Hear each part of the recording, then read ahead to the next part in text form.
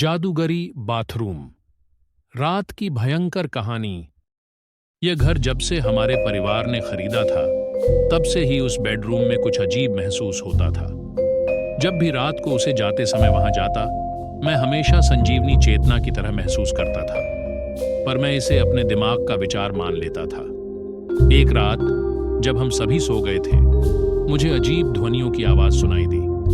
मैंने सोचा शायद कोई बाहरी आवाज है, पर वो आवाज तो बेडरूम से ही आ रही थी। मैंने धीरे से बेडरूम की तरफ देखा और वहां से विचलित हो गया।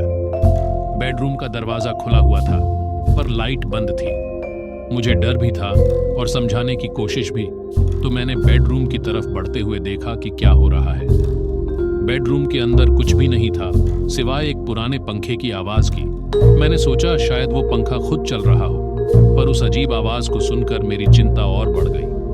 मैंने पंखे की तरफ बढ़ते हुए देखा तो मेरी सांसें रुक गई। पंखा ठीक से काम नहीं कर रहा था, लेकिन वो अपनी जगह से नहीं हिल रहा था। उसकी आवाज मेरे कानों में गोते खा रही थी।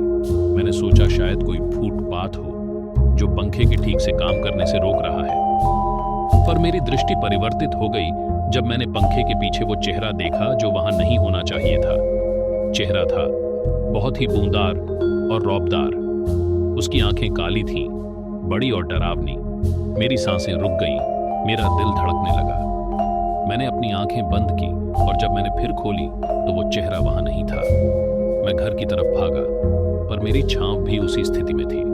मेरा दिल बहुत तेज धड़क रहा था। मैं डर से भरा हुआ था।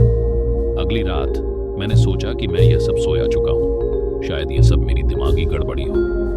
पर जैसे ही मैं उस बेडरूम में गया, उसी अजीब आवाज की ध्वनि सुनाई दी।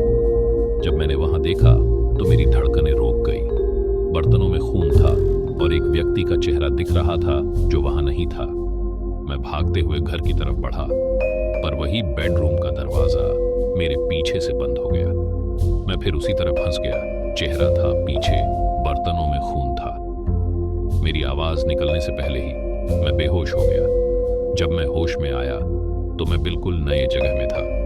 मेरे दोस्तों ने कहा कि मैंने खुद को बेडरूम में बंद कर दिया था और वहां मुझे उलटे लटके हुए पाया गया था।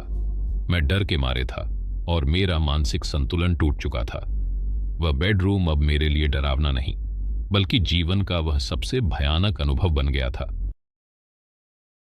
अगर वीडियो अच्छा लगा हो तो लाइक और सब्सक्राइब जरूर करें।